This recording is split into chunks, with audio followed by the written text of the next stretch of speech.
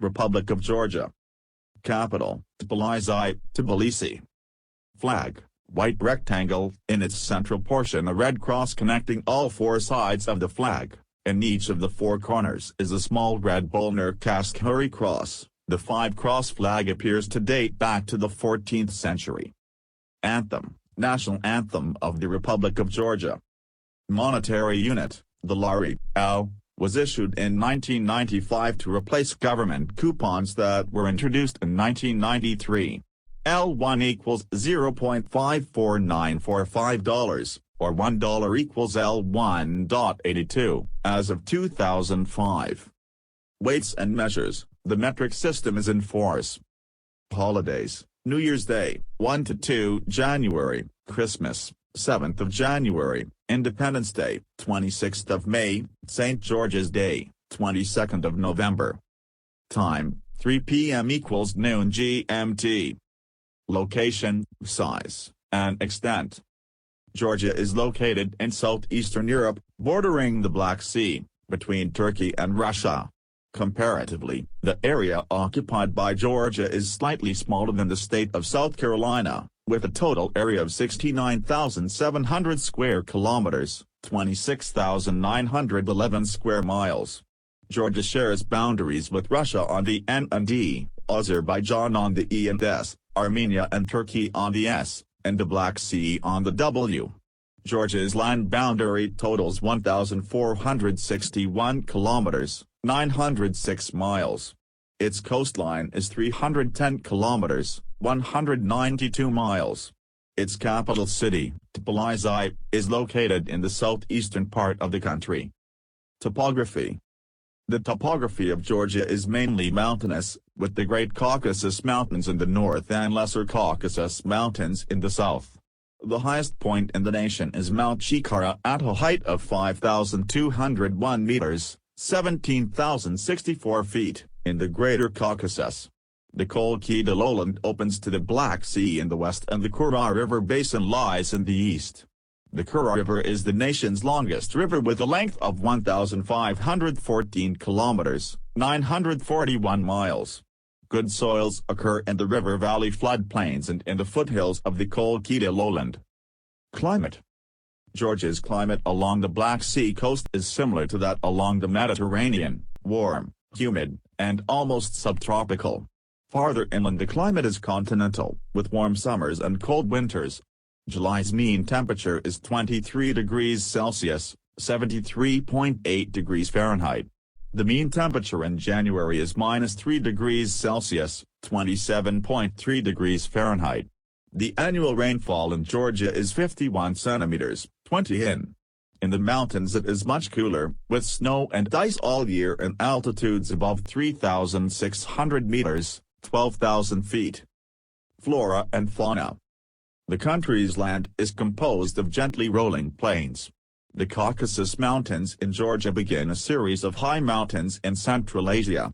The subtropical zone of the Black Sea coast of the Caucasus Mountains has a distinctive vegetation, woods of black alder, oak, elm, and beech with a profusion of lianas and an admixture of evergreens.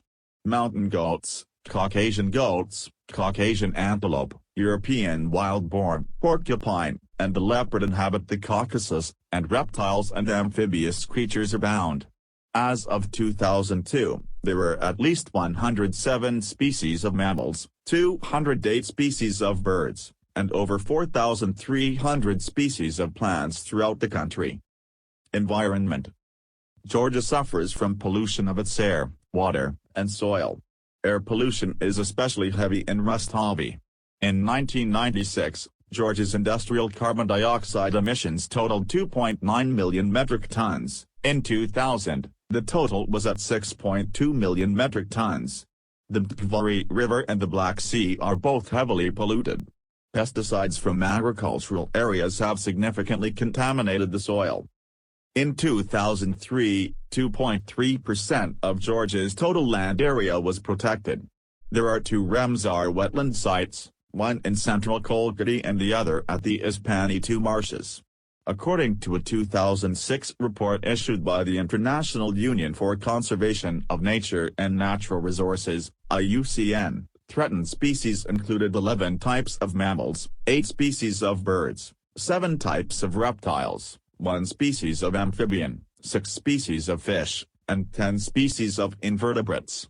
Species on the endangered list include Atlantic sturgeon, slender-billed curlew, Mediterranean monk seals, Darovsky's viper, and the Armenian birch mouse. Population. The population of Georgia in 2005 was estimated by the United Nations, UN, at 4,501,000, which placed it at number 116 in population among the 193 nations of the world. In 2005, approximately 13% of the population was over 65 years of age, with another 19% of the population under 15 years of age. There were 90 males for every 100 females in the country. According to the UN, the annual population growth rate for 2005 to 10 was stagnant at 0.0%, a rate the government viewed as too low. The projected population for the year 2025 was 4,178,000. The population density was 64 per square kilometer, 167 per square mile, with the majority of the population living near the Black Sea or in the river valleys. The UN estimated that 52% of the population lived in urban areas in 2005, and that urban areas were growing at an annual rate of -0.88%. The capital city, Tbilisi, had a population of 1,064,000 in that year. Other cities and their estimated populations include Kutaisi, 268,800, and Gustavi, 181,400. Migration. With independence in 1991 came 3 secessionist movements in 3 autonomous areas and conflicts in 2 of them. The conflict in South Ossetia in 1991, followed by the conflict in Abkhazia in 1992 and 1993, resulted in the mass displacement of ethnic Georgians, Ossetians, and Abkhaz, as well as other ethnic minorities. As many as 200,000 Georgians may have fled the fighting in Abkhazia in 1993. By December 1996, Georgia had 280,000 internally displaced persons. In February of 1997, a voluntary repatriation plan was agreed upon for persons to return to South Ossetia. Hostilities resumed in Gali in May 1998, displacing some 40,000 residents. Georgia's first census in 2002 detailed 4,961 stateless and 8,058 foreign citizens. By year-end 2004 there remained 237,069 internally displaced persons, mainly in urban areas, 29.6% in Tbilisi and 46.4% in Samkulo-Zamos-Venatai region. Repatriation of Maskashan Turks began in 2003 and was planned to continue until 2011. Transit migration. Trafficked migrants, primarily women from other former Soviet states, migrants from Asia and Africa, and irregular migrants were of increasing concern in 2004 as Georgia looked to membership in the European Union, EU. In addition, in that same year there were 2,559 refugees, mainly Chechen, kissed from the Pankai Gorge, and 11 asylum seekers. Georgian emigration during the 1990s was estimated between 300,000 to more than 1.5 million. In 2004, some 8,934 Georgians sought asylum in over 18 countries, mainly Austria, France, Slovakia, and Sweden. In 2005, the net migration rate was estimated as -4.62 migrants per 1,000 population, a significant change from -9.2 per 1,000 in 1990. The government views the migration levels as too high. Ethnic groups. According to the 2002 census, 83.3% of the population are Georgian. The leading minorities are Azeris with 6.5%, Armenians with 5.7%, Russians with 1.5%, and others, including Ossetians and Abkhaz, with 2.5%. Languages. Georgian is the official language and is spoken by about 71% of the population. Georgian is a South Caucasian language called Comparatively by its speakers. There is no article in a single declension with 6 cases. The alphabet is a phonetic one with 33 symbols. The literature dates from the 5th century AD. Russian is spoken by 9% of the population, Armenian by 7%, Azeri by 6%, and various other languages are spoken by the remaining 7%. Abkhaz is the official language in Abkhazia. Religions. In the 4th century AD, Christianity briefly enjoyed the status of official religion, but successive conquests by Mongols, Turks, and Persians left Georgia with a complex and unsettled ethnic and religious heritage.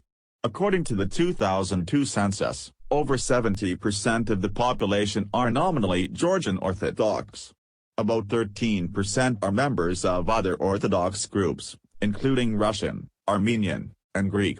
A small number of ethnic Russians belong to dissident Orthodox groups such as the Molokani, Starovri, Old Believers, and the Dakobri.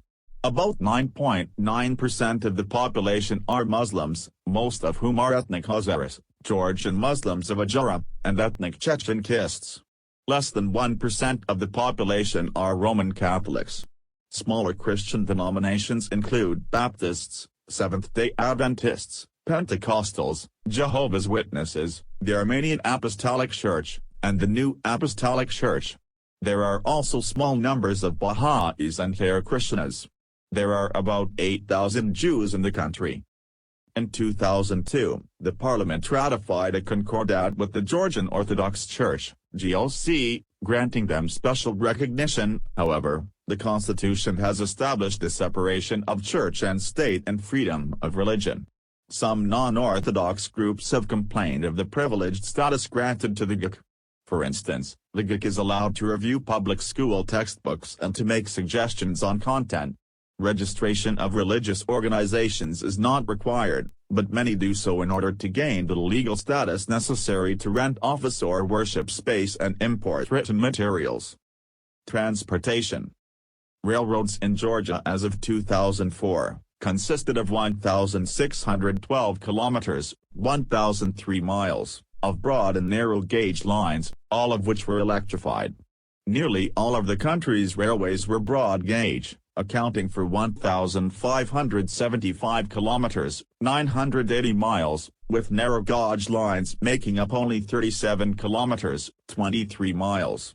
Railways serve primarily as connections to the Black Sea for inland cities like Belize, Kyotura, Jbari, and Kvarchli. Highways in 2003 totaled an estimated 20,247 kilometers, 12,594 miles, of which 7,973 kilometers, 4,959 miles, were paved. The maritime fleet of 175 ships, of 1,000 GRT or over, had a capacity of 855,908 GRT in 2005. Batumi and Poti are the principal Black Sea ports. As of 2004, Georgia had an estimated 30 airports, 19 of which had paved runways, and 3 heliports, as of 2005. Its only international airport is Belize, which is capable of handling 1,000 to 1,200 passengers per hour. In 2003 there were about 2,000 aircraft departures, and around 124,000 passengers carried on scheduled domestic and international airline flights. History. Georgia has existed as a state on a sporadic basis since classical times. The first Georgian state can be traced to the 4th century BC. Throughout its history Georgia has been conquered by the Romans, Iranians, the Arabs, the Turks, the Mongols and the hordes of Tamerlane. Georgia did enjoy independence for short periods of time from the 6th to the 12th centuries AD. The Mongols invaded and conquered Georgia by 1236. Later the Ottoman and Persian empires competed for control of the region. Western Georgia became a Russian protectorate in 1783. All of Georgia was absorbed directly in the Russian Empire during the 19th century. During the tumult of the Russian Revolution, Georgia declared its independence on May 26, 1918. 22 countries recognized this new state, including Soviet Russia. Nonetheless, The Soviet Red Army invaded in February 1921 and Georgia's brief independence came to an end. Many Georgians fell victim in the late 1920s and 1930s to Soviet collectivization, crash industrialization, and Stalin's purges, despite his Georgian Ossetian ethnic origins. Nationalist riots were brutally suppressed in 1924 and 1956, and nationalist mass demonstrations occurred in 1978 and 1988. In April 1989, many Georgian demonstrators were murdered, some with shovels, by Soviet military and police forces during a peaceful protest against perceived Russian support for Abkhaz autonomy demands. Georgia's first multi-party legislative elections, held in October 1990, resulted in a victory for the party coalition Roundtable Free Georgia, headed by academic and dissident Zviad Gamsakhurdia. He was subsequently selected by the deputies to serve as chairman of the legislature. Following a March 1991 referendum, a formal declaration of independence was unanimously approved by the legislature on April 9. Gamsakhurdia was popularly elected as president in May, but still faced opposition from, among others, parties belonging to the National Congress, a national liberation body formed in October 1990. The Mkriani paramilitary group, led by Jaba Iziliani, was allied with the National Congress. During 1991, Gamsakhurdia's erratic attempts to remake Georgian society and politics caused the head of the National Guard, Tengiz Kitovani, to also join the opposition.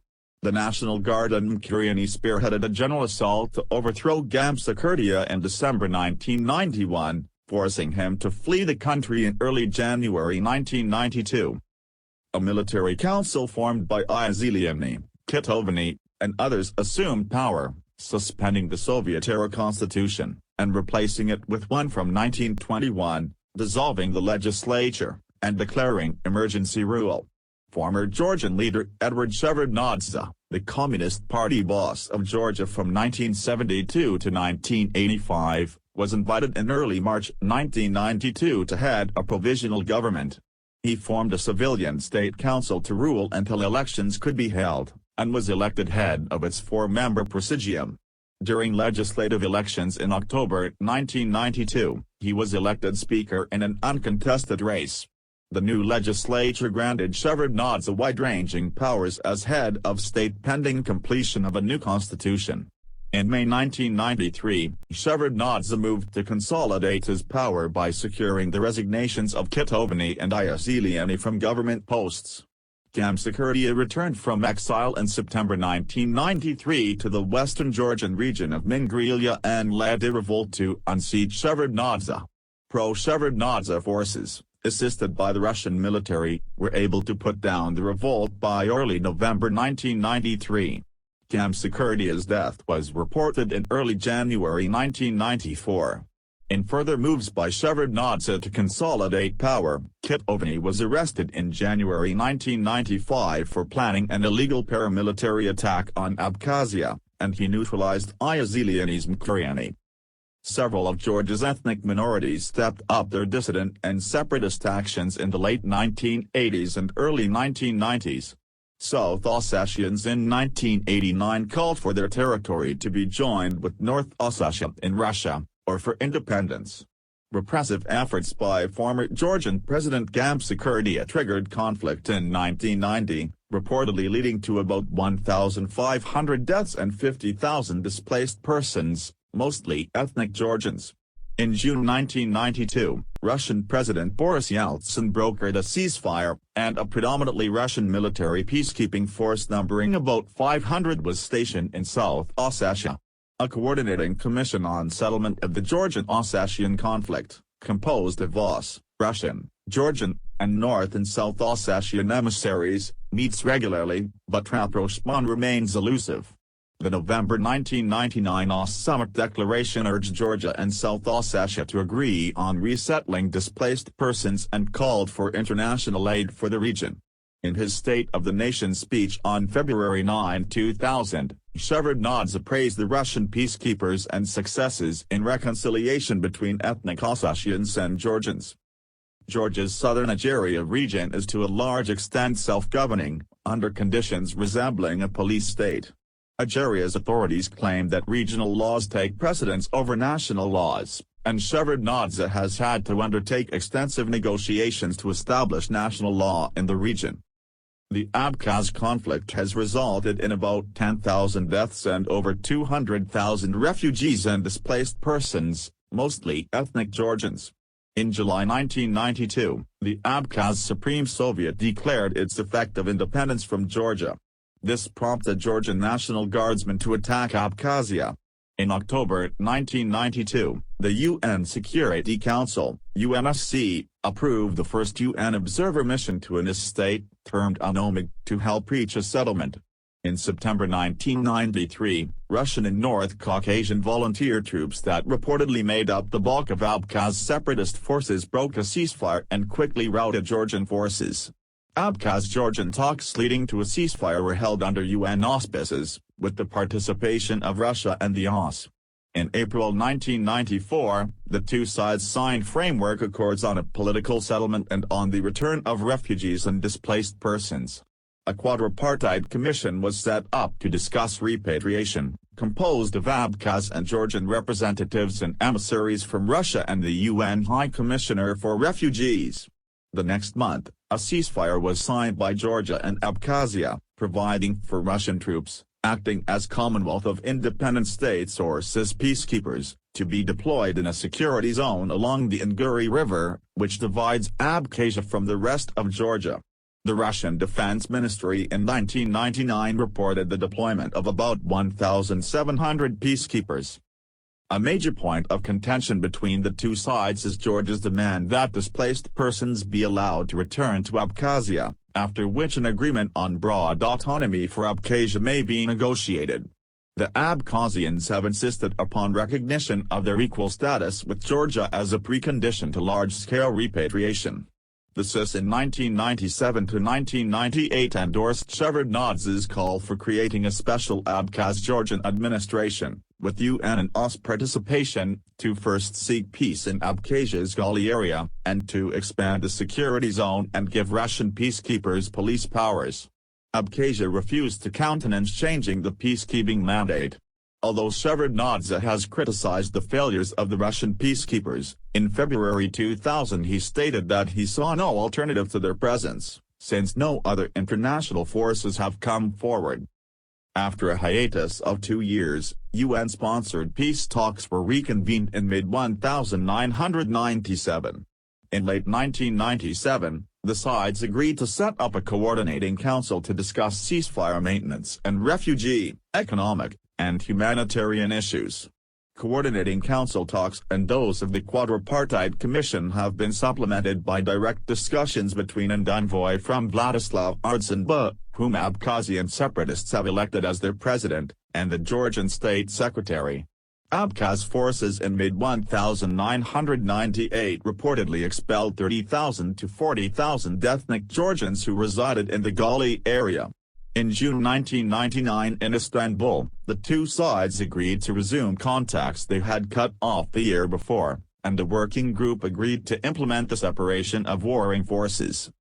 In November 1995, Edward Shevardnadze was elected to the recreated post of president, receiving 74.32% of the vote in a six-person race, and a new parliament was selected. International observers termed the elections generally free and fair nationwide except in the region of Algeria. 7 candidates were registered to run in Georgia's April 9, 2000 presidential election. The major challengers to Shevardnadze were Jambar Patashvili's former first secretary of the Georgian Communist Party, who ran in the 1995 presidential race, and Aslan Abashidze, chairman of the Algerian Supreme Council. Both challengers were leaders of the Revival bloc that contested the 1999 legislative races. Abashidze did not actively campaign and withdrew from the race one day before the vote, alleging an unfair contest. Other speculation was that he withdrew in return for concessions from Shevardnadze on local power and finances. Voting did not take place in Abkhazia or South Ossetia. The Georgian Central Election Commission, CEC, reported that Shevardnadze received 80% of 1.87 million votes and Patashvili received 17%, less than he received in 1995. The 150 OSCE monitors reported on April 10 that the election did not meet OSCE standards, though fundamental freedoms were generally respected during the election campaign and candidates were able to express their views. They stressed that the government aided the incumbent. State media were biased, vote counting and tabulation procedures lacked uniformity and, at times, transparency. Ballot box stuffing had taken place, and some voting protocols reportedly had been tampered with. In March 2001, officials from Georgia and Abkhazia signed an accord stating they would not use force against one another.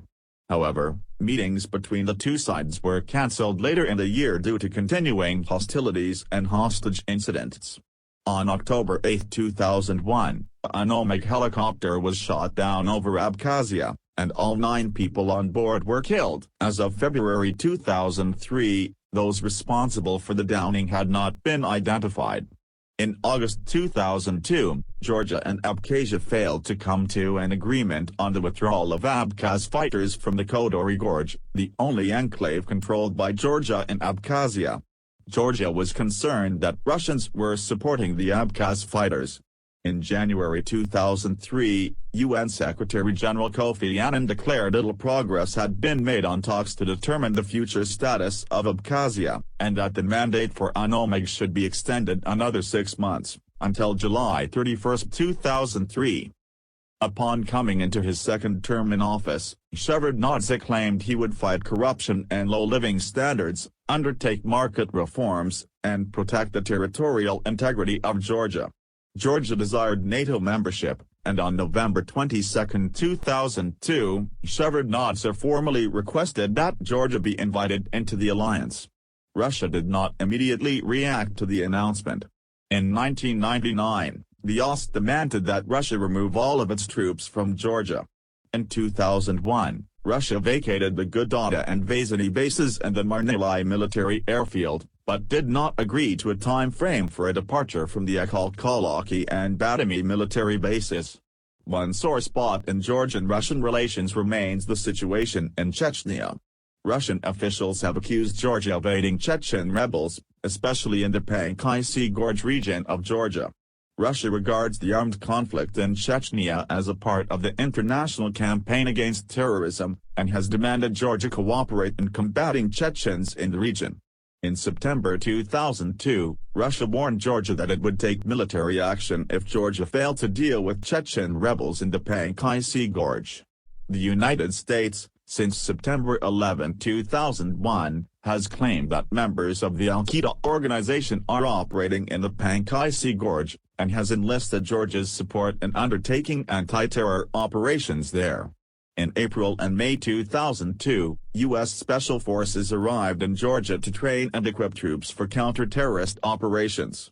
On February 8, 2003, Russia claimed that terrorists recently arrested in Great Britain and France had trained in the Pankai Gorge, and used laboratories built there to produce the poisonous toxin ricin that can be used as an agent in chemical warfare.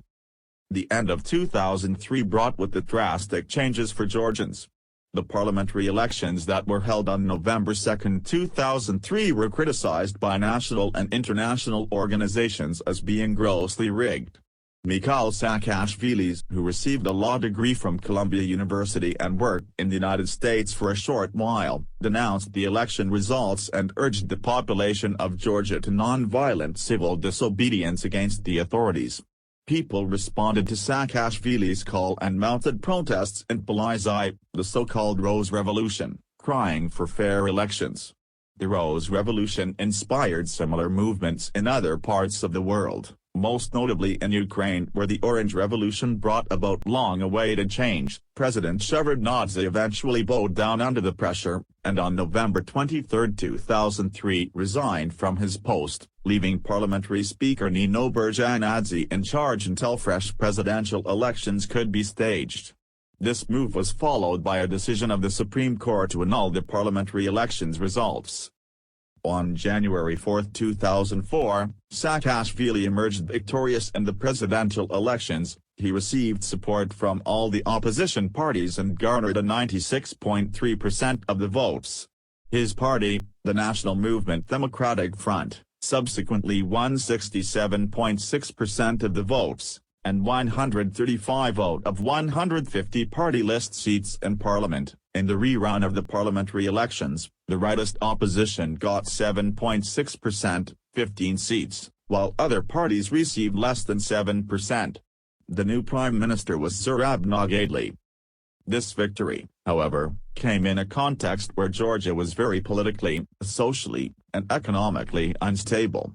Aslan Abashidze, the leader of the Azerian Autonomous Republic in western Georgia, accused Saakashvili of planning to invade Algeria and declared a state of emergency and the mobilization of armed forces. He failed to attract support from Russia though, and intense criticism from several foreign governments and international organizations forced him to resign in May 2004 and leave for Moscow. These events were followed by tensions in the other two problematic regions, South Ossetia and Abkhazia. Parliamentary elections in South Ossetia in May 2004, and troubled presidential elections in Abkhazia in October 2004, were not recognized by the government in Tbilisi. A proposal on autonomy for South Ossetia presented by Saakashvili was consequently refused by the South Ossetian leaders who asked for full independence. In May 2005, George W. Bush became the first U.S. president to visit Georgia. That same month, the Baku-Tbilisi-Ceyhan pipeline was officially opened, with U.S. Secretary of Energy Samuel Badman joining the presidents of Kazakhstan, Azerbaijan, Georgia, and Turkey at the opening ceremony. A year later, oil began flowing through the pipeline. Government. Until 1995, Georgia was governed according to a constitution dating back to 1921. Shevardnadze, though, pushed for the adoption of a new constitution giving the president added powers. A new constitution was approved by the legislature in August 1995. It re-establishes a strong presidency, though affirming a balance of executive and legislative powers more equitable than those in most other new constitutions approved by former Soviet republics. The president is elected for a 5-year term. The constitution establishes a unicameral, 235-member legislature elected by single-mandate constituencies, 85 seats, and party lists, 150 seats. Legislators serve 4-year terms. Government ministers are responsible to the president, who is assisted by a state minister. Shevardnadze in December 1999 decreed enhanced powers for the state minister equal to those of a prime minister. The speaker's only constitutional powers are to sign bills and serve as acting president in case the president is indisposed or dies. The legislature agreed that federal provisions would be added to the constitution after Georgia's territorial integrity has been assured. The breakaway regions of South Ossetia and Abkhazia are currently not under the control of the central government, and Algeria is at least partly self-governing. Voting for the new legislature took place on November 5, 1995, simultaneous with the presidential race. Only 3 of the 54 parties running received at least 5% of the party list vote required to win seats, though other parties won representation through constituency races. They have formed 8 legislative factions. The elections were judged consistent with democratic norms by international observers. Legislative elections were held in the spring of 2004. Voting was by party lists, 150 seats, and single-member constituencies, 73 seats. 12 sitting members representing separatist Abkhaz districts were allowed to retain their seats. 15 parties and blocs were registered, but only 2 parties received at least 7% of the vote needed to gain party list seats. The new minimum was approved in July 1999. The National Movement Democratic Front won 135 seats, the rightist opposition won 15. Political parties. Major political parties that won representation in the legislature elected in 1999, based on their share of the party list voting, included Shevardnadze's Georgian Citizens Union, gaining 891,000 of 2.1 million party list votes cast, Azerian leader Abashidze's pro-government Revival Union, 537,000 votes, and Industry Will Save Georgia, 151,000 votes. The Georgian Labour Party just failed to gain enough votes to win party list seats, 141,000 votes. Other parties that gained more than 1% of the party list vote included the opposition National Democratic Party, NDP. It won the second largest number of such seats in 1995, the People's Party, and the United Communist Party. Most of the minor political parties and groups characterized themselves as opposed to the government. In November 2003, former President Edward Shevardnadze resigned from office in a bloodless rose revolution following protests against his rule and what were seen to be fraudulent parliamentary elections. The election results were later annulled. Presidential elections were held on January 4, 2004, and Mikhail Saakashvili was elected president. His party, the National Movement Democratic Front, won 135 seats out of the 150 that are on the party lists. The rightist opposition won the other 15. Local government. Georgia's administrative subdivisions include the Abkhazian and Azerian autonomous republics. The Georgian Supreme Soviet stripped South Ossetia of its autonomous status in late 1990, following its demands to secede and become a part of Russia. Abkhazia and South Ossetia consider themselves self-ruling, and Azeria has substantial effective autonomy. There are 53 districts, rayons, and 11 cities, whose governors or mayors are appointed by the president. Local assembly, Sakrabielo, elections were held for the first time under the new constitution in November 1998. 13 parties participated in the voting for more than 150,000 candidates for 10,000 municipal and district, rayon, assemblies or councils. In small towns and villages of fewer than 2,000 voters, 654 majoritarian elections were held, while elsewhere 377 proportional elections by party lists took place. The Citizens Union Party won the largest number of seats, followed by the Revival Bloc, the National Democratic Party, and the Labour Party, though 12 of the 13 parties won some seats. Inadequate funding and the absence of legislation limited the functions of the new locally elected governments. Opposition parties accused the government and the ruling Citizens Union Party of retaining the effective power to appoint the mayors of the largest cities and the regional leaders. There remains considerable contention between the central government and the autonomous Azerian Republic over the scope of local powers. Local elections were held on June 2, 2002, and 4,774 Sakrabielo seats in regional Georgia were decided, along with 49 seats in Tbilisi. Independents won 2,749 of the regional seats, with the New Right Party taking 544 seats, Industry Will Save Georgia taking 478 seats, and the Revival Party/21st Century Bloc taking 195 seats. The Citizens Union of Georgia won only 69 seats in a major defeat, faring poorly in both Tbilisi and the regions.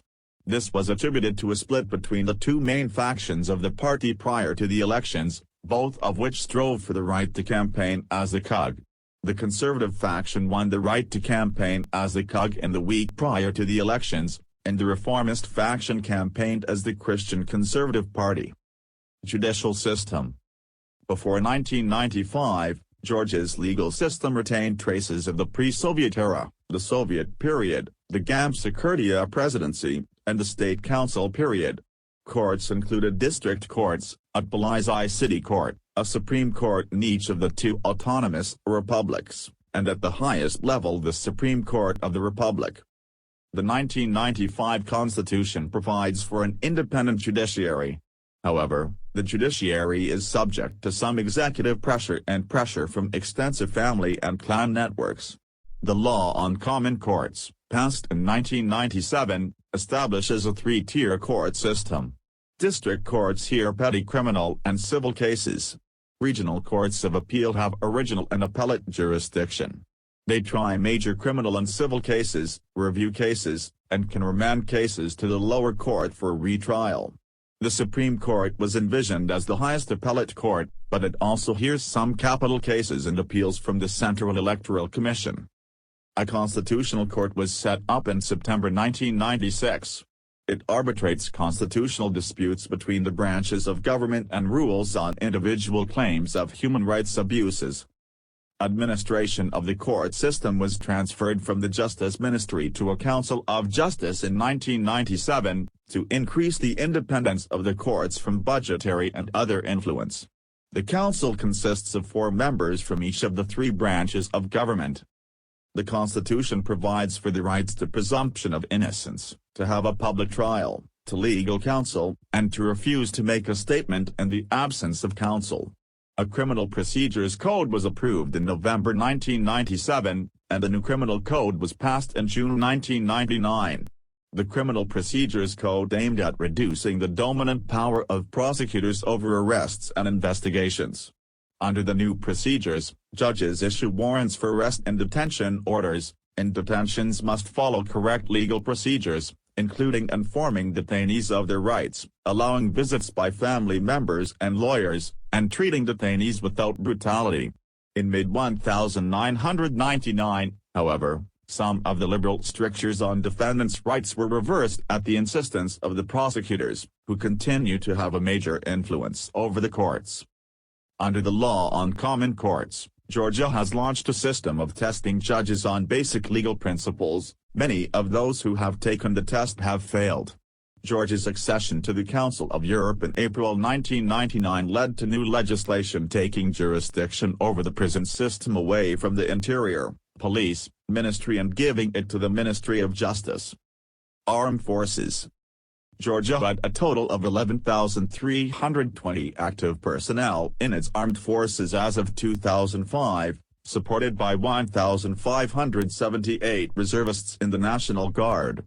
The Army was the largest force in terms of manpower, with 7,042 active personnel. The Navy and the Air Force each had 1,350 active members. The Army had 86 main battle tanks, 89 armored infantry fighting vehicles, 91 armored personnel carriers, and 109 artillery pieces. Major naval units included 11 patrol, coastal vessels and 6 amphibious landing craft. The Air Force had 7 combat-capable aircraft that included 6 fighter ground attack aircraft, plus another used in a training capacity. The service also operated 3 attack helicopters. Paramilitary troops numbered 11,700, including 6,300 Ministry of Interior troops and 5,400 border guards. Georgian armed forces were deployed to Iraq in a peacekeeping support role, and under NATO in Serbia and Montenegro. There are also troops from 25 countries in Georgia acting as observers and in a peacekeeping role. The nation's defense budget in 2005 totaled $44 million. International cooperation. Georgia was admitted to the United Nations on July 21, 1992. The country is a member of several UN specialized agencies, such as the FAO, IAEA, ICAO, IFAD, ILO, IMF, UNCTAD, UNESCO, UNIDO, WHO, and the World Bank. Georgia joined the Commonwealth of Independent States, CIS, in 1993 and became a member of the WTO in 2000. The nation also belongs to the OSCE, the Council of Europe, the Black Sea Economic Cooperation Zone, the Euro-Atlantic Partnership Council, and the European Bank for Reconstruction and Development. Georgia has observer status in the OAS and is part of the NATO Partnership for Peace. In 2001, Georgia, Uzbekistan, Ukraine, Azerbaijan, and Moldova formed a social and economic development union known as GUA. Uzbekistan withdrew from the partnership in 2005. In 1993, a UN observer mission, UNOMIG, was established in Georgia to monitor ceasefire agreements between the state of Georgia and the region of Abkhazia and to support ongoing CIS peacekeeping forces in that region. About 23 countries offer support for UNOMIG. In environmental cooperation, Georgia is part of the Basel Convention, Conventions on Biological Diversity and Air Pollution, Ramsar sites, the Kyoto Protocol, the Montreal Protocol, MARPOL, and the UN Conventions on the Law of the Sea, Climate Change, and Desertification. Economy. Over a decade after its emergence from the Soviet Union as an independent state, Georgia's economy has not fully recovered from the hyperinflation and economic collapse that by 1994 had reduced its GDP to 20% of its 1990 levels. In 2002, its GDP levels were still only at 40% of what they were in the 1980s. Continued civil strife and unresolved separatist struggles with Abkhazia and South Ossetia have combined with pervasive corruption, tax evasion, and a shadow economy larger than the legitimate one to stifle the country's economic progress. Shortfalls in revenues have caused the government to turn to external as well as domestic financing to cover chronic budget deficits.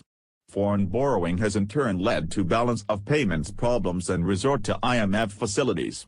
Georgia has entered into 3 programs with the IMF since independence. A short standby arrangement, June 1995 to February 1996, was followed on expiration by a multi-year program under the Extended Structural Adjustment Facility, ESAF, which was in effect to August 13, 1999 when the IMF withdrew due to the failure of Georgia to meet budgetary targets. In January 2001, a revised program with more realistic targets was approved under the Poverty Reduction and Growth Facility, PRGF. In March 2001, having an IMF-supervised program underway, Georgia was able to reach an agreement with the Paris Club for rescheduling some of its sovereign debt owed to Paris Club members. From May to October 2001, the IMF again suspended disbursements to Georgia because of its failure to meet the program's conditionals. The 2001 PRGF program was scheduled to expire in January 2004. The government sought and was awarded a new 3-year PRGF in June 2004. Georgia's mild climate makes it an important agricultural producer, raising a growing range of subtropical crops, including tea, tobacco, citrus fruits, and flowers, in the coastal region and exporting them to the northern republics in return for manufactured goods. Georgia supplied almost all of the former Soviet Union's citrus fruits and tea, and much of its grape crop. In 1996, the government embarked on a program for the privatization of land holdings. The country also has deposits of manganese, coal, iron ore, and lead, plus a skilled, educated workforce. There were several oil refineries operating at the Black Sea port of Batumi. Since low points in 1994 and 1995, there has been sustained growth, although not in all sectors, and inflation has been brought substantially under control. Inflation fell from 163%, consumer prices, in 1995 to 39% in 1996 and 7% in 1997. The growth in GDP reached double digits, 11.2%, 1996, and 10.6%, 1997, stimulated in part by work on the Baku-Supsa pipeline, opened in April 1999.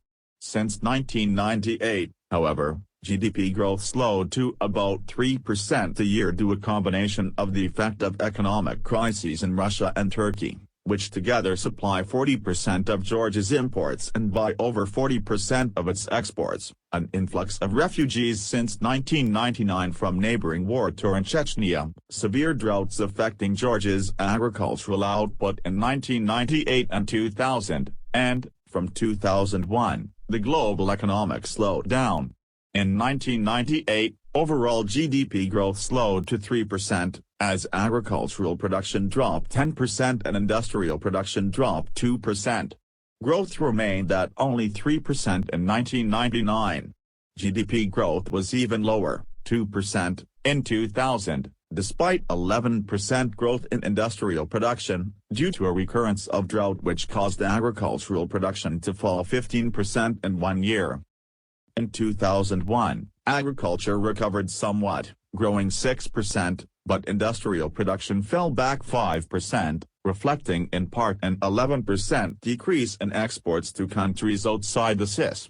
Exports to CIS countries, by contrast, rose 23% in 2000 and 9% in 2001. Georgia official statistics report that the GDP grew overall by 4.5% in 2001, while the US CIA estimated growth at 8.4%. Inflation, which spurted to 19% in 1999, fell to moderate levels of between 4% and 5% in 2000 and 2001. In 2002, the economy was hampered by the necessity of importing over 90% of the petroleum products consumed due to the shutting down of its only two remaining refineries. The larger 106,000 barrels per day refinery at Batumi was closed for modernization and expansion under an agreement with Japan's Mitsui Corporation. A small 4,000 barrels per day refinery, built in 1998 and idle for much of 2001, was closed permanently in 2002 by its operation company, Canargo, in favor of a plan to replace it with a larger 30,100 barrels per day facility. Georgia's future economic prospects were thought to have improved greatly in December 2002, however, with the announcement of an agreement on the Georgia portion of the Bakut-Balai-Ceyhan (BTC) pipeline, which opened in May 2005. In addition to the BTC project, which is to pipe oil from the Caspian Sea to the Turkish port of Ceyhan on the Mediterranean to supply Western European markets, Georgia and Turkey concluded another agreement to build a railway from Balai to Kars, Turkey. The railway would transport oil to Turkish refineries. Plans also exist to develop Georgia into a transit center for natural gas. The economy experienced an explosive expansion in 2003, with a GDP growth rate of 11.1%.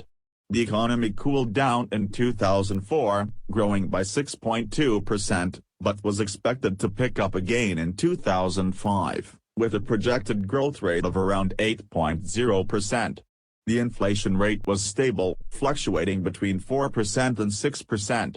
As such, inflation did not pose a problem to the overall economy, although it was expected to rise in 2005 to 8.5%. The Rose Revolution in 2003 brought hope that the economy would take a turn for the better by emulating a Western development pattern. The Bakut-Balai-Ceyhan oil pipelines and the Bakut-Balai-Erzurum gas pipelines have brought much-needed investment into the country and helped alleviate the chronic unemployment. However, Georgia's energy sector was still dependent on imports from Russia as of 2005, and its market needed heavy restructuring before it could reach functional economy status. Income. The U.S. Central Intelligence Agency, CIA, reports that in 2005 Georgia's gross domestic product, GDP, was estimated at $16.1 billion. The CIA defines GDP as the value of all final goods and services produced within a nation in a given year and computed on the basis of purchasing power parity, PPP, rather than value as measured on the basis of the rate of exchange based on current dollars. The per capita GDP was estimated at $3,400. The annual growth rate of GDP was estimated at 10%. The average inflation rate in 2005 was 8%. It was estimated that agriculture accounted for 16% of GDP, industry 26.8%, and services 57.2%. According to the World Bank, in 2003 remittances from citizens working abroad totaled $246 million or about $54 per capita and accounted for approximately 6.2% of GDP. Foreign aid receipts amounted to $220 million or about $43 per capita and accounted for approximately 5.5% of the gross national income, GNI. The World Bank reports that in 2003 household consumption in Georgia totaled $3.12 billion or about $684 per capita based on a GDP of $4.0 billion, measured in current dollars rather than PPP. Household consumption includes expenditures of individuals, households, and non-governmental organizations on goods and services, excluding purchases of dwellings. It was estimated that for the period 1990 to 2003 household consumption grew at an average annual rate of 4.5%. In 2001 it was estimated that approximately 33% of household consumption was spent on food, 13% on fuel, 2% on healthcare, and 4% on education. It was estimated that in 2001 about 54% of the population had incomes below the poverty line. Labor. The labor force was estimated at 2.1 million in 2001, the latest year for which data was available. Agriculture providing work to 40% of the labor force, with another 40% engaged in services and the remaining 20% in industry. The estimated unemployment rate was 17% in 2001. Employees have the right to form or join unions freely. A confederation of independent trade unions has emerged with the abandonment of the old centralized Soviet trade unions. Georgia's main trade union is the Amalgamated Trade Unions of Georgia. Workers are permitted to engage in collective bargaining, but this practice is not extensive. The minimum employment age is 16 except in unusual circumstances, and this minimum employment age is generally respected. The government sets public sector salaries dependent on the pay grade of the employee. The lowest such wage was $10.80 per month in 2002. There is no state-prescribed minimum wage for the private sector. In general, wages and salaries do not provide a decent standard of living for a family. The legal standard work week is 41 hours with a 24-hour rest period weekly. Agriculture. About 15% of Georgia's total land area was considered arable in 2003. Since independence in April 1991, Georgian agriculture has become much more associated with the private sector. 99% of agricultural land is now privately held. In 2003, agriculture accounted for an estimated 20% of GDP. During the Soviet era, Georgia produced almost the entire citrus and tea crop and most of the grape crop for the entire Soviet Union. In 2004, production levels, in thousands of tons, included corn, 410, wheat, 186, barley, 61, tea, 24, vegetables and melons, 490, and grapes, 180. Animal husbandry. Meadows and pastures account for about 30% of the Georgian land area.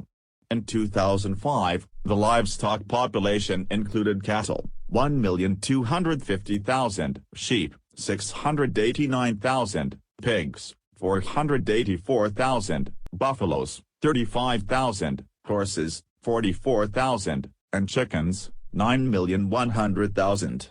Beef production in 2005 totaled some 51,000 tons, pork, 35,000 tons, and chicken, 15,000 tons.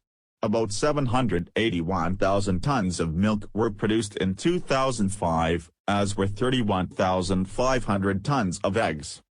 In mid-1993, a ban was placed on the export of dairy products, including milk, cattle and poultry, meat and meat products, and leather. Georgia does not produce enough meat and dairy products to satisfy domestic demand. Meat imports in 2004 exceeded $19.7 million. Fishing. The Black Sea and Kura River are the main sources of the domestic catch. The total catch in 2003 was about 3,361 tons, with marine fishing accounting for 97%. Anchovies made up 67% of the total catch in 2003. Commercial fishing is not a significant contributor to the economy. Forestry. About 44% of Georgia is covered with forests or woodlands, but the mountainous terrain inhibits forestry production. Timber production is primarily for domestic use. Exports of forestry products amounted to only $17.9 million in 2003. Mining. Georgia had significant mineral deposits, but the future of the industry depended on a more secure climate for investment, through greater political and economic stability. Manganese was the country's foremost mineral commodity in the Soviet era, producing 5 million tons in the mid-1980s. Production has since fallen precipitously, reaching 59,100 metric tons in 2000, but had increased to an estimated 80,000 metric tons in 2002. Manganese came from the Gyatura Basin. Reserves of high-grade ore were almost depleted. The Madnali region was a major site of barite, copper, lead zinc, gold, and silver mining. Lead and zinc were mined at the Kvazi deposit, and arsenic was mined from the Lukumi and Tsensa deposits. In 1995, the Georgian State Geology Committee, Geologia, stated that Georgia had gold reserves of 250 tons and silver reserves of 1,500 tons, with another 250 tons of prospective gold reserves. In 1996, Georgia permitted foreign firms to manage metallurgical enterprises. The Zestafoni ferroalloy plant was signed over to the Russian-Georgian Bank for Reconstruction and Development in conjunction with a U.S. partner, North Atlantic Research, to be managed for a period of 10 years. Mine output of copper was 8,000 metric tons in 2002. In that same year, gold output was estimated at 2,000 kilograms, and for silver, an estimated 33,000 kilograms. Also produced in 2002 were mine lead, barite, bentonite, mines ink, and cement. Energy and power. Georgia must rely on imports for most of its energy needs. Its limited oil reserves were placed at about 30 million barrels in 2003. The country produced 2,000 barrels per day in 2004, much less than the 42,200 barrels of oil it consumed each day that same year. However, oil exploration is actively being carried out both on land and along the Black Sea coast. Most of the oil comes primarily from Azerbaijan and Russia.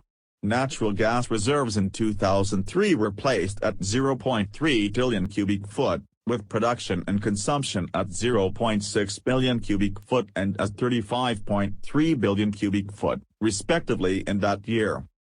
Georgia has two oil refineries, a 106,000 barrel per day (BPD) facility at Batumi and a smaller refinery at Sorotchla. Georgia plans on utilizing its Black Sea ports to become a significant transshipment point for oil produced by Azerbaijan and the other republics of Central Asia. On March 8, 1996, Georgia and Azerbaijan signed a 30-year agreement to pump a portion of the oil produced in the Azeri waters of the Caspian Sea to the Georgian port of Sispa.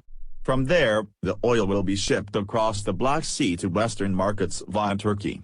The pipeline along this route became operational in April 1999 following substantial upgrades. Additionally, improved ties with Iran will reduce dependence on energy imports from Russia, from which Georgia is trying to distance itself economically. Deteriorating plants and equipment prevent Georgia's power sector from operating at full capacity, and power outages are common in many areas of the country. As with its imports of natural gas, Georgia is in arrears in paying for the electricity it has been obliged to import from Armenia, Azerbaijan, and Russia. The country has substantial untapped hydroelectric potential, however, and is planning to build two new hydroelectric plants on the Rioni River and a third, the 40-megawatt Minadzi station, on the Kura River. In 2003, electricity production amounted to 6.7 billion kilowatt-hour. In 2002, hydropower accounted for 83% of the electricity produced and 16.6% was from fossil fuel. Installed capacity in 2003 was 4.4 gigawatts, with consumption at 6.8 billion kilowatt-hour for that year. The two major power plants are a thermal plant at Tbilisi, with a capacity of 1,280,000 kilowatts, and the Inguri hydroelectric plant, with a 1,325,000 kilowatts capacity. Consumption of electricity in 2000 totaled 7.9 billion kilowatt-hour. Georgia is one of the 12 former Soviet republics to found the Intergovernmental Council on Oil and Gas, ICOG, which stresses international cooperation in the oil and natural gas industry and will entitle members to receive Russian energy resources in exchange for investment in Russia's oil and natural gas industries. Industry. Heavy industry, based on the country's mineral resources, predominates, and includes metallurgy, construction materials, and machine building. Light industry includes food processing, beverage production, consumer durables, garments, and oil processing. Hyperinflation in 1994 together with continuing political unrest severely affected industrial production. By 1995, industrial output of state enterprises was one-fifth of the 1990 level. In 1996, although industrial production rose 6% for the year, less than 20% of the country's industries were operating, most at less than 15% of capacity. In 1997 another improvement of 7% was recorded, but in 1998, due mainly to the financial crisis in Russia, industrial production fell 2%. By the end of 1998, the privatization of small businesses was largely completed, with over 12,860 becoming privately owned. Among the large state enterprises, about 1,200 had been changed into joint stock companies, 910 of which have since been privatized. Despite model legal framework for the privatization of its enterprises, industry in Georgia had only been 15.2% privatized as of 2002, with the construction industry at about 18.5%, mainly because of a lack of buyers. The least privatized sector is energy, where, according to a recent USAID assessment, the infrastructure borders on catastrophic failure. Growth in industrial production returned in 1999 and 2000, at 7% and 11%, respectively, but in 2001, there was a decline of 5%, due, externally, to declining export demand in non-CIS countries, and, internally, to the shutdown of most of Georgia's refinery production.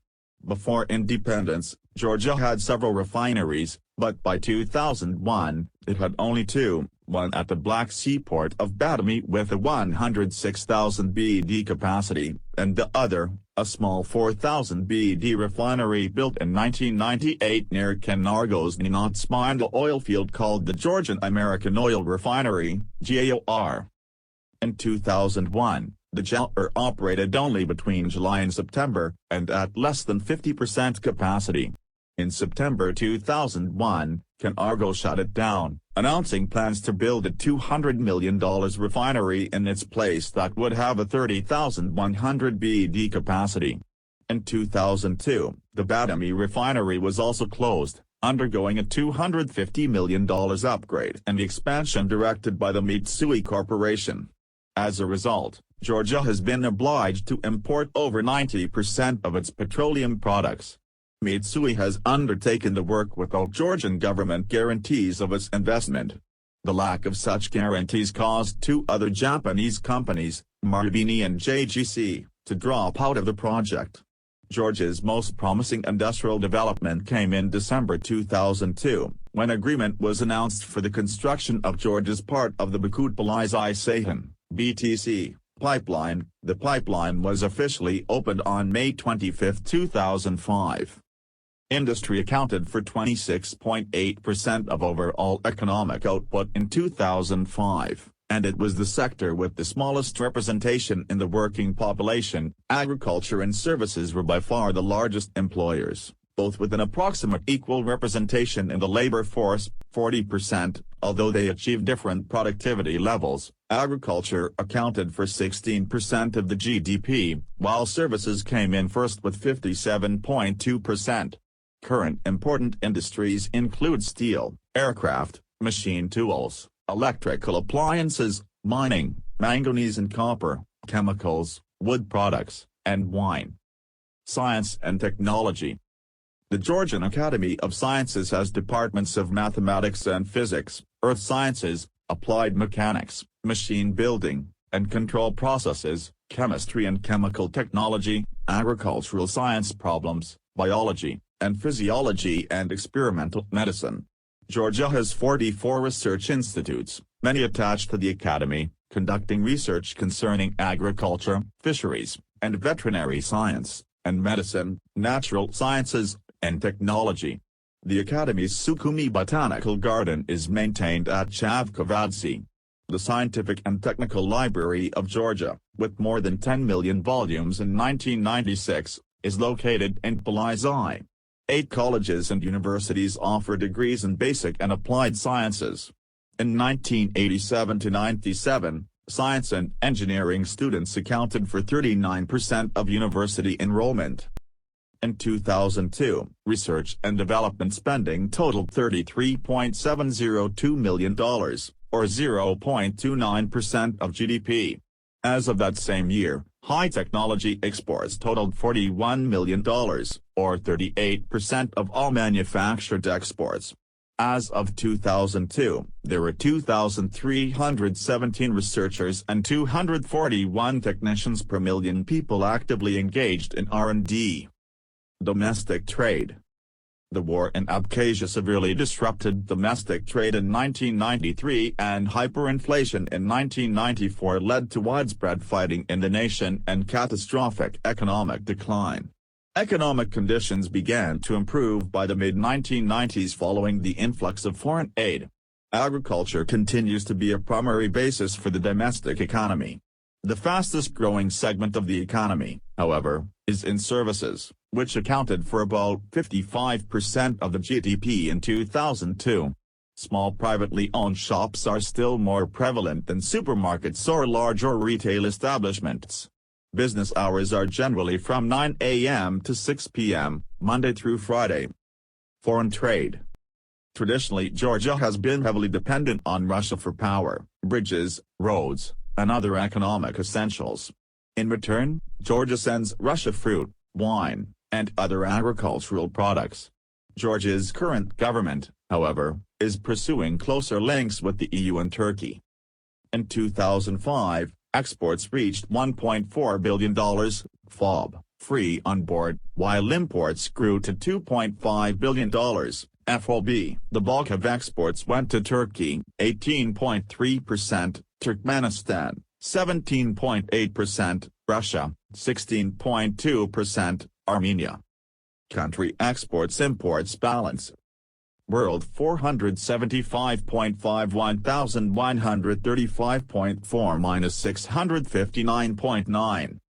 Russia 84.0 155.3 minus 71.3.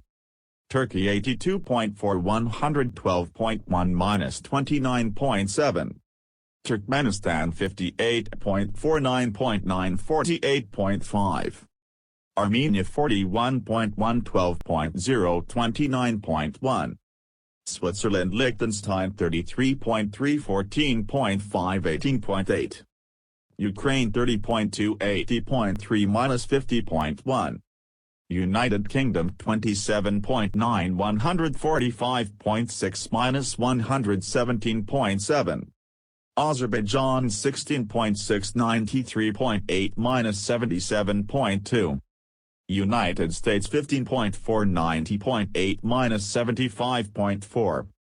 Netherlands 9.9 22.3 minus 12.4, data not available or not significant. 8.4%, the United Kingdom, 4.9%, and Azerbaijan, 3.9%. Principal exports were ferroalloys, copper and gold, ferrous waste and scrap, iron and steel, wine, and mineral water.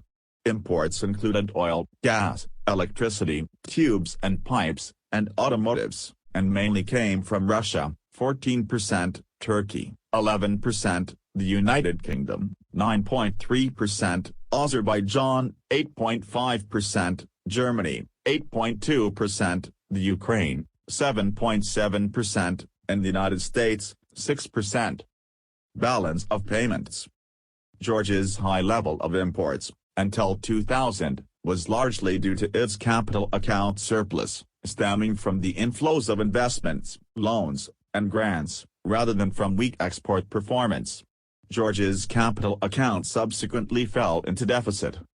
The U.S. Central Intelligence Agency, CIA, reported that in 2002 the purchasing power parity of Georgia's exports was $515 million. Current account minus 397.1. Balance on goods minus 636.0. Imports minus 1,466.6. Exports 830.6. Balance on services 52.5. Balance on income 34.3. Current transfers 152.0. Capital account 19.9. Financial account 323.0. Direct investment abroad minus 3.8. Direct investment in Georgia 337.9. Portfolio investment assets. Portfolio investment liabilities. Financial derivatives. Other investment assets minus 6.1. Other investment liabilities minus 5.0. Net errors and emissions 6.6. Reserves and related items 47.7, data not available or not significant. While imports totaled $750 million, resulting in a trade deficit of $235 million. The International Monetary Fund, IMF, reported that in 2000 Georgia had exports of goods totaling $459 million and imports totaling $971 million. The services credit totaled $206 million and debit $216 million. Exports of goods and services reached $1.1 billion in 2004, down from $1.3 billion in 2003. Imports decreased from $1.9 billion in 2003 to $1.8 billion in 2004. The resource balance was consequently negative in both years, reaching minus $583 million in 2003 and minus $637 million in 2004. The current account balance was also negative, decreasing from minus $391 million in 2003 to minus $430 million in 2004. Foreign exchange reserves, including gold, decreased to $187 million in 2004, barely covering a month of imports. Banking and securities. The National Bank of Georgia, NBG, the state's central bank, was founded in 1991. The NBG has the functions of a central bank, namely issuing currency, managing the exchange rate, controlling monetary and credit aggregates, and regulating the activities of the banking sector. In September 1995, Georgia introduced a new currency, the lari, L, to replace its interim currency, the coupon, at the rate of L1 equals coupon 1,000,000. The coupon had been introduced in May 1993 after the collapse of the ruble zone in response to a severe cash shortage in the republic. The coupon experienced one of the steepest devaluations of any currencies in the former Soviet Union, plummeting from around coupon 1,000 equals $1 shortly after its introduction to coupon 1,550,000 equals $1 by December 1994. The coupon was scarcely used by the private sector, where the majority of transactions were carried out in dollars and rubles. The government has since had more success with the lari. The new currency was introduced at L1.3 equals $1, and given the dramatic success in reducing inflation, by the end of November 1996 it had appreciated slightly to trade around L1.28 equals $1. However, by 2001, it had lost some value, trading at L2.07 equals $1. At the time of independence there were, in addition to the NBG, 5 specialized commercial banks, about 200 small domestic commercial banks, and the former Georgian branches of the Soviet Savings Bank and Bank. During 1993 and 1994, a large number of small banks were set up, peaking at 227 by mid-1994. Several of these have since collapsed, leaving creditors bankrupt. In December 1994, the central bank stripped 28 commercial banks of their licenses on the ground that they had insufficient funds. In June 1995, the head of the central bank, Nota Javakashvili's, moved to further stiffen capital requirements and stripped 22 more banks of the licenses. This was followed in July and August with similar measures that resulted in 58 additional banks losing their licenses.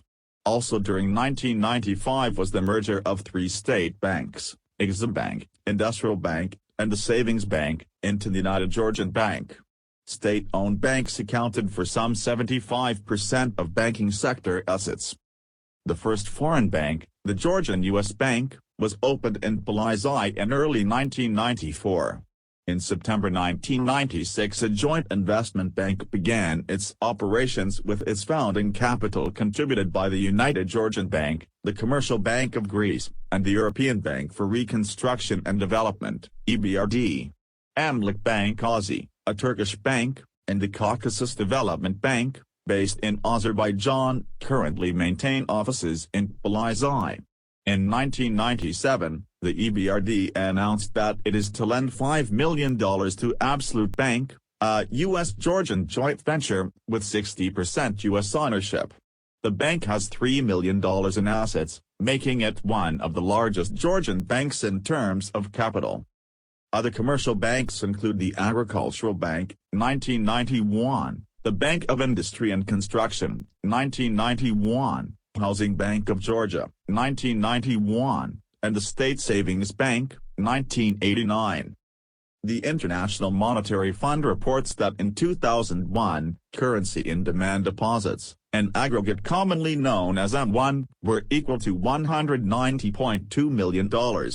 In that same year, M2, an aggregate equal to M1 plus savings deposits, small time deposits, and money market mutual funds, was $356.0 million. The money market rate, the rate at which financial institutions lend to one another in the short term, was 17.5%.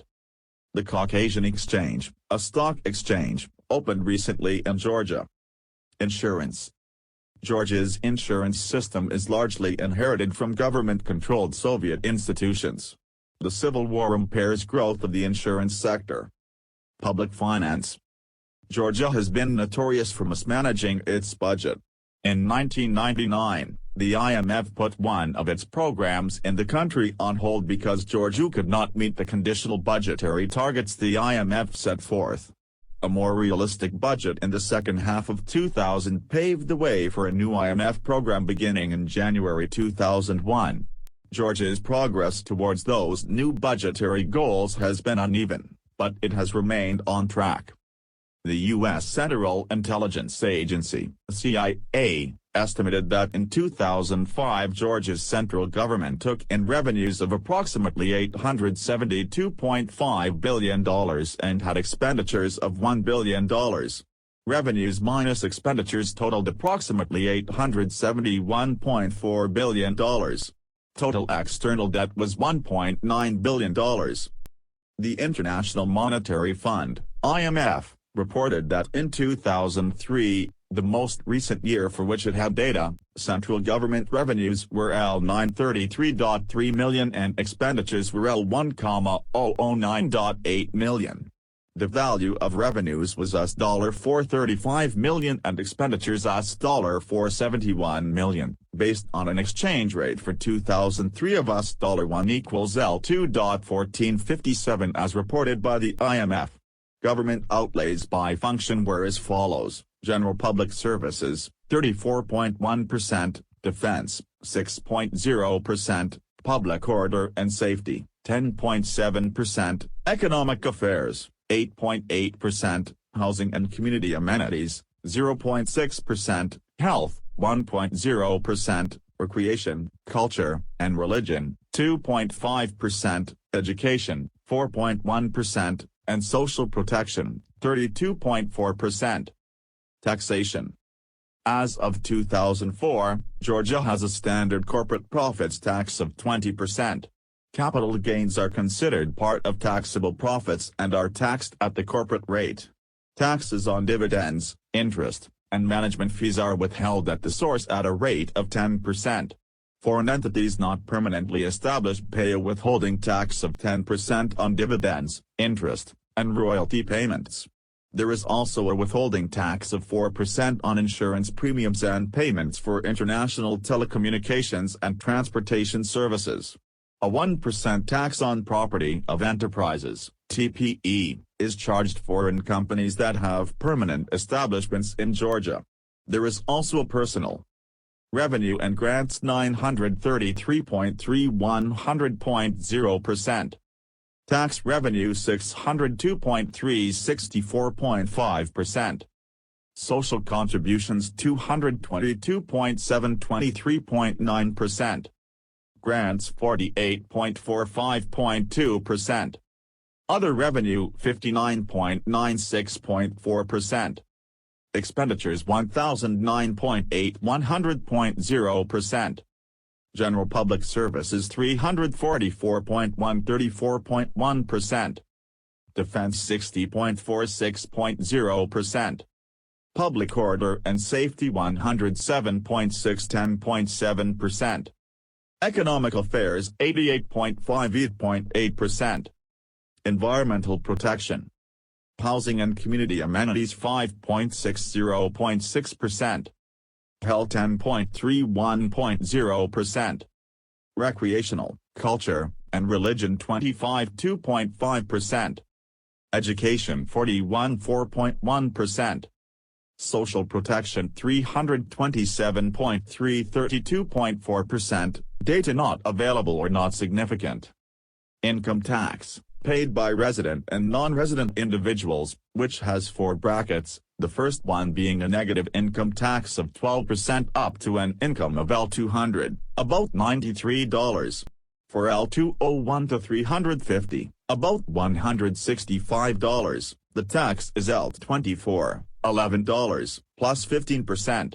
For L351 to 600, $286, the tax is L46.5, $22, plus 17%. Above L600, the tax is L98, $42, plus 20%. Social charges are deducted from employees' salaries, 15% for the Health Protection Fund and 1% for the Social Security Fund. Employers' contributions are 3% for the Health Protection Fund, 27% for Social Security, and 1% for unemployment. There is also a value-added tax, VAT, of 20%, reduced from 28%, in addition to various excise taxes, ranging from 10 to 90%. Georgia has one of the worst rates of tax compliance in the world. Chronic shortfalls in revenue collection means that the state must turn to external financing and loans from the National Bank of Georgia to make up for budget deficits. External borrowing to cover budget shortfalls have been the primary reason Georgia has had to turn to the IMF and the Paris Club for standby credit agreements and rescheduling of sovereign debt. The high rate of tax evasion puts legitimate business at a competitive disadvantage with a large shadow economy, estimated officially to constitute 40 to 60% of the economy, but generally believed, according to the U.S. State Department, to be much higher. Estimates of underpaying of taxes by enterprises have been close to 80%. Customs and duties. Georgia has an open trade regime, with most commodities carrying tariffs of either 5% or 12%, although automobiles have considerably higher rates. Some goods, such as grains, humanitarian goods, and aviation fuel, are exempt from carrying customs tariffs. Imported goods are also subject to a value-added tax, VAT, of 20% and an excise tax of 5 to 100% is levied on luxury goods. Foreign investment. Georgia was one of the first former Soviet republics to adopt market reforms on foreign investment. However, political instability has hampered efforts to attract capital from abroad. Oil and gas pipeline projects and expanded privatization sales promised to reverse this trend. By the mid-1990s, both GDP and total foreign investment began to grow steadily. In September 1998, the decision was made to make all future economic regulations in full conformity with the norms of the European Community. Legislation in 2000 extended the scope of the privatization program, created a capital market, and provided for the registration of enterprise and agricultural land, all conducive to improving Georgia's investment climate. Also in 2000, the currency appeared to have stabilized. The main hindrances to foreign investment flows are not the legal framework but pervasive corruption and arbitrary and biased administration. Annual foreign direct investment, FDI, inflow swelled to $242 million in 1997 and $265.3 million in 1998, mainly due to work on the Baku-Supsa pipeline and on the Supsa terminal. FDI flows fell to an annual average of $124.3 million 1999 to 2001. Total FDI stock from 1990 to 2000 was an estimated $672 million. The United States has been the leading source of foreign investment, accounting for about 22%. Investment levels have, as expected, soared in recent years, mainly due to work on the Baku-Tbilisi-Ceyhan pipeline and the Shah Deniz gas pipeline. FDI levels have grown from $163 million in 2002 to $336 million in 2003, and $490 million in 2004. Preliminary data for 2005 shows that inflows of capital have reached $284 million in the first half of the year. An encouraging fact is the winding down of the effects of the pipeline projects, and the increase in foreign investments as a result of privatizations done by the government. Economic development. In late 1992, the government inaugurated its medium-term program of macroeconomic stabilization and systemic change focusing on price and trade liberalization, budget constraints for public enterprises, and privatization. As part of a small enterprise privatization program, the first auction of small-scale assets was held in Tbilisi in March 1993. Practically all housing has been privatized, as well as a high percentage of agricultural land. Privatization was progressing as of 2003, and the government was developing the legal framework necessary for a good climate of investment. Nevertheless, due to a lack of enough foreign direct investment in 2003, the transportation and communication infrastructure remains in poor condition. In spite of these reforms, political instability continues to hamper Georgian economic development. Although the Baku-Tbilisi-Ceyhan oil pipeline brings much-needed foreign investment, most observers feel that the fate of the Georgian economy hinges on the ultimate fate of the Caucasus. Corruption hampers economic development, and has undermined the credibility of the government's economic reforms.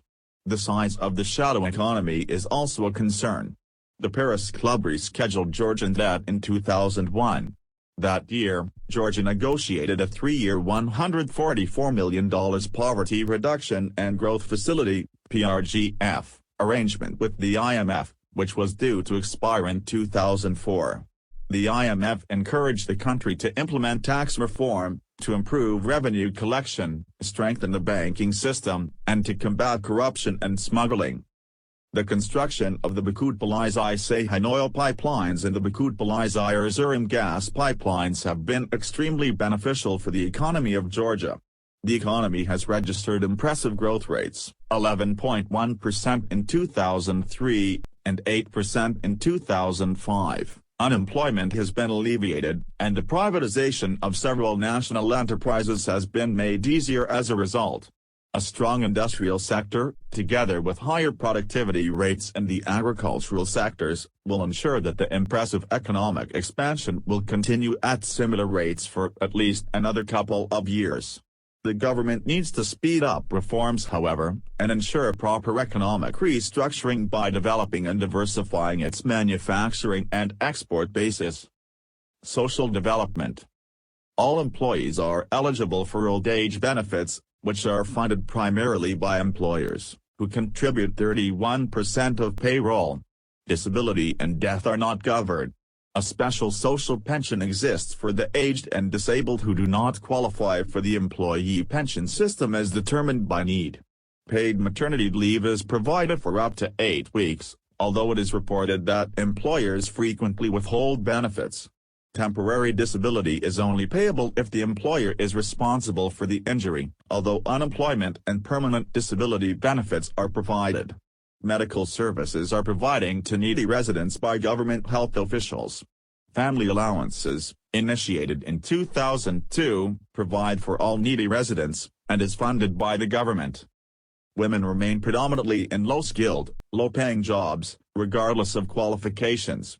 Female participation in politics has been discouraged, and women rarely fill leadership positions in the private sector. Discrimination and harassment in the workplace are common. Violence against women is a serious problem and there are virtually no mechanisms to assist victims. Societal bias discourages the reporting of domestic abuse or sexual violence. In 2004, kidnapping of women from marriage still occurred. Human rights abuses by the police and security forces continue, often to obtain confessions or extract money. Prison conditions are inhumane and life-threatening, and corruption is endemic in the judicial and law enforcement systems. There is some discrimination against ethnic minorities. Health. Since 1995 there have been wide-ranging reforms to the centralized system of healthcare inherited from the former Soviet Union. Staffed by a disproportionate number of specialists, and supporting a relatively high number of hospital beds, the system proved too costly and inefficient to maintain. In the period immediately following independence, financial shortages led to delayed payment, or even non-payment, of medical staff salaries, a virtual halt to investment in new medical equipment and buildings, and the emergence of a black market in pharmaceuticals.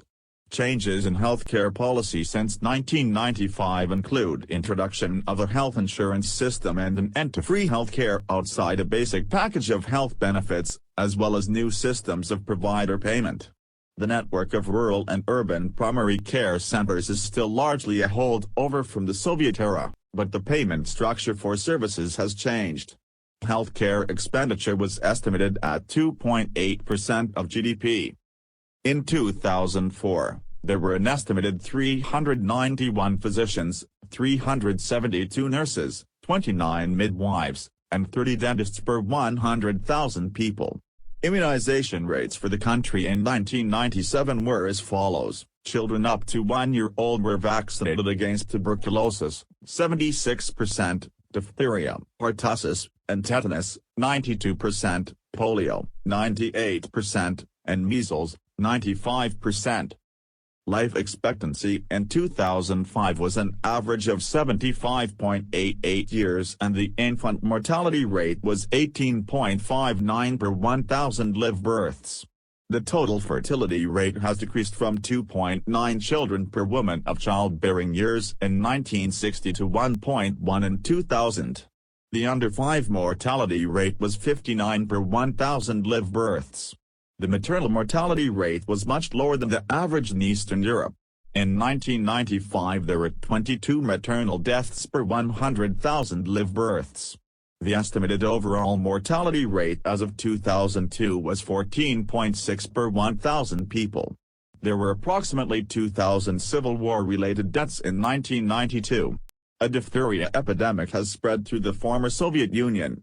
In most affected countries, the incidence rate of reported diphtheria has increased 2 to 10-fold every year. The HIV/AIDS prevalence was 0.10 per 100 adults in 2003. As of 2004, there were approximately 3,000 people living with HIV/AIDS in the country. There were an estimated 200 deaths from AIDS in 2003. Housing.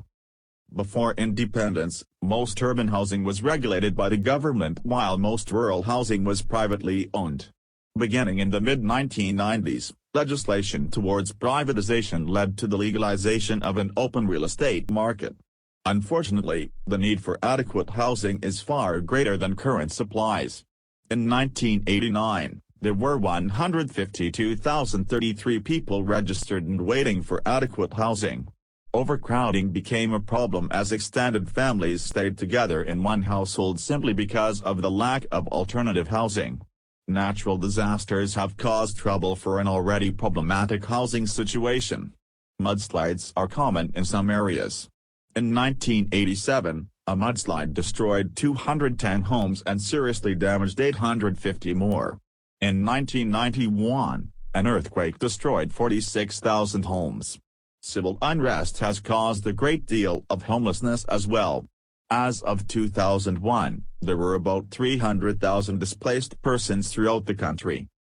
During 1995 a total of 55,423 square meters of dwelling was built in the Republic, but this represented only a 4.4% increase in new dwelling area since 1987.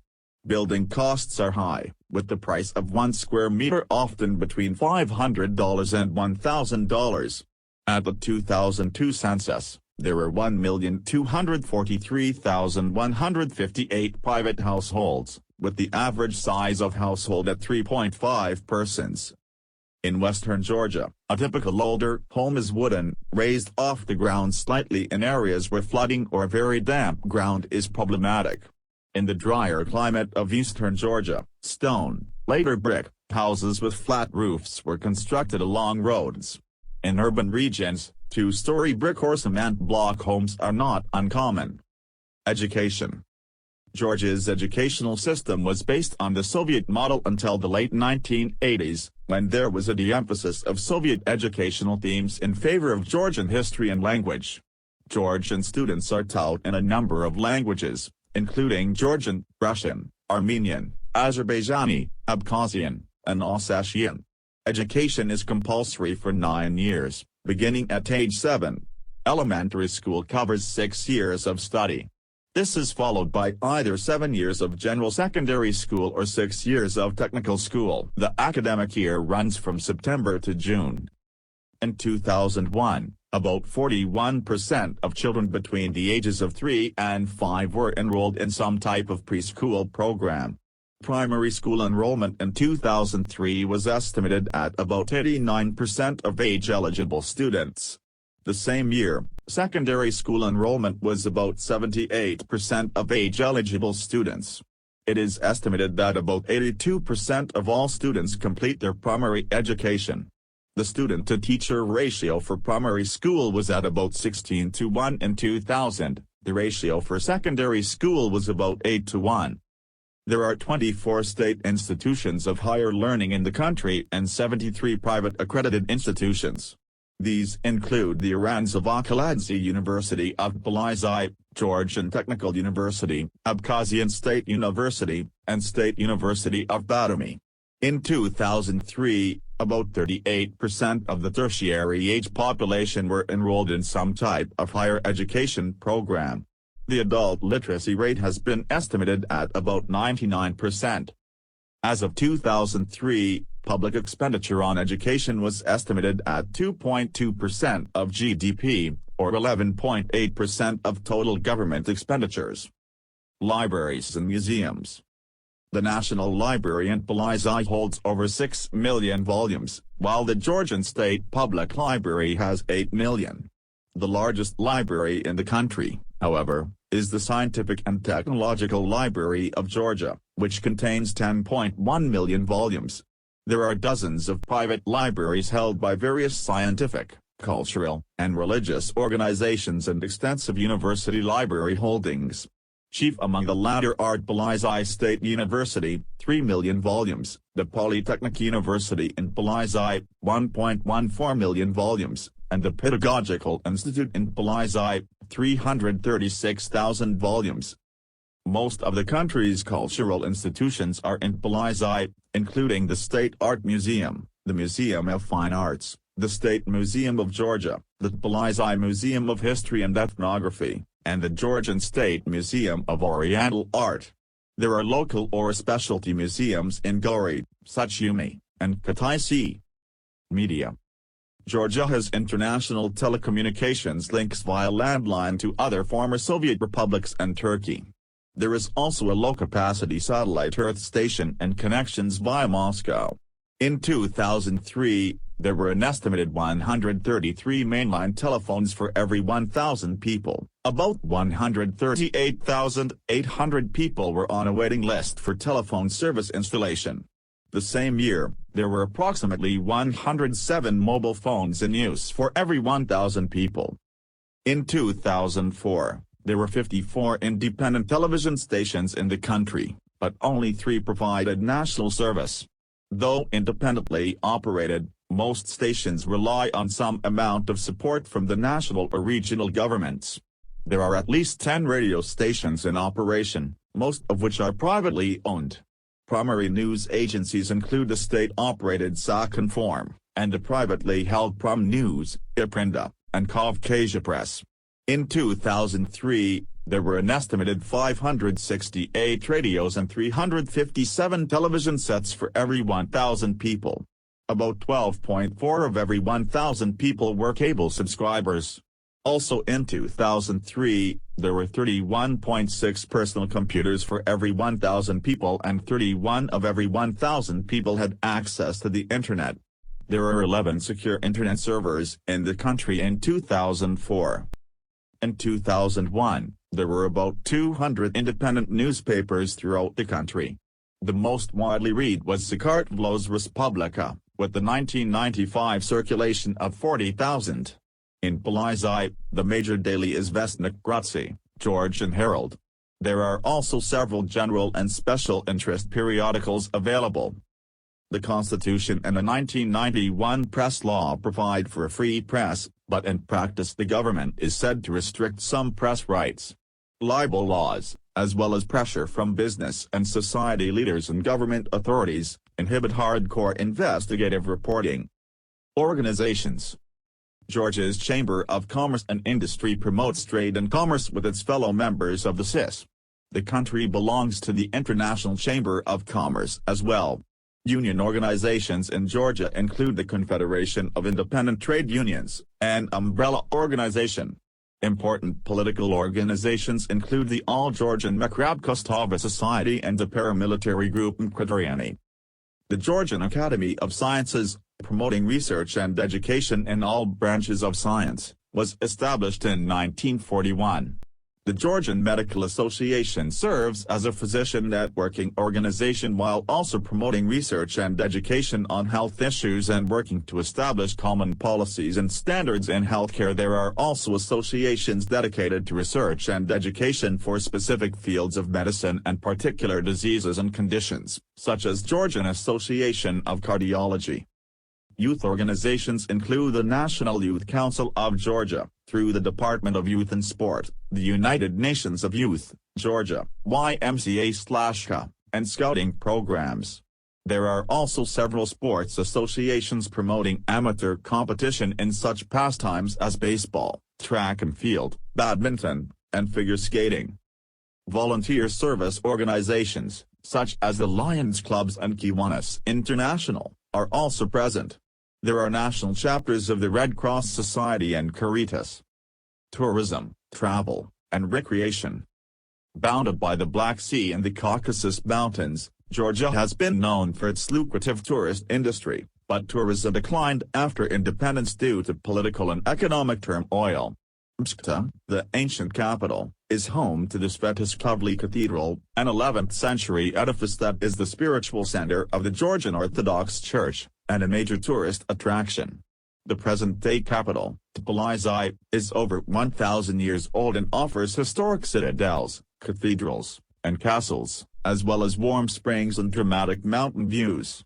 In 2002, approximately 298,469 tourists visited Georgia. There were 3,712 hotel rooms with 8,250 beds and an occupancy rate of 71%. In 2005, the U.S. Department of State estimated the average daily expenses for Tbilisi at $245. Other areas ranged from $96 to $128 per day. Famous Georgians. Edward de Shevardnadze, b. 1928, a key figure in the Soviet government, was president of Georgia from 1992 until 2003, when he resigned in the midst of mounting criticism following disputed elections, known as the Rose Revolution. Mikhail Saakashvili's b. 1967, was elected president in January 2004. Joseph Stalin, 1879 to 1953, a key figure in the Soviet period, was born in Gori, Georgia.